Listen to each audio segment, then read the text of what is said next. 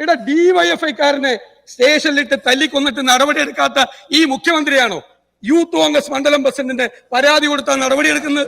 പാവപ്പെട്ട ഒരു സ്ത്രീയെ കക്കൂസിലെ വെള്ളം എടുത്ത് കുടിക്കാൻ ഒരു ദളിത് സ്ത്രീയോട് പറഞ്ഞ നാണം കെട്ട പോലീസാണ് നിങ്ങളുടെ ബഹുമാനപ്പെട്ട മുഖ്യമന്ത്രി.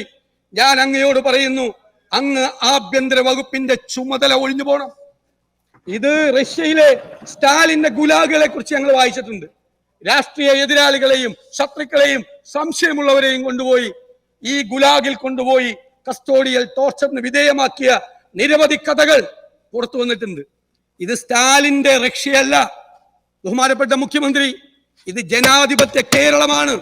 നിങ്ങൾ സ്റ്റാലിൻ ചമയാൻ ശ്രമിച്ചാൽ ഞങ്ങൾ അതിനെ ചോദ്യം ചെയ്യുക തന്നെ ചെയ്യും. ബഹുമാനപ്പെട്ട പ്രതിപക്ഷ നേതാവിനുണ്ടായ സംശയം ഞങ്ങള് ഈ കുറ്റം ചെയ്താല് ആ കുറ്റം ചെയ്തവർക്കെതിരെ നടപടി സ്വീകരിക്കുന്നുണ്ടോ എന്നുള്ളതാണ്. സർ, അവിടെയാണ് വ്യത്യാസം. നമ്മുടെ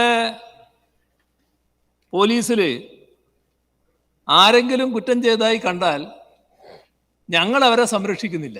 അതാണ് ഞങ്ങളുടെ സമീപനം. ഇപ്പൊ കണക്കുകൾ നോക്കാം. 2016 മെയ് മുതൽ 2024 ജൂൺ വരെ 108 പോലീസുകാരെയാണ് പിരിച്ചുവിട്ടത്.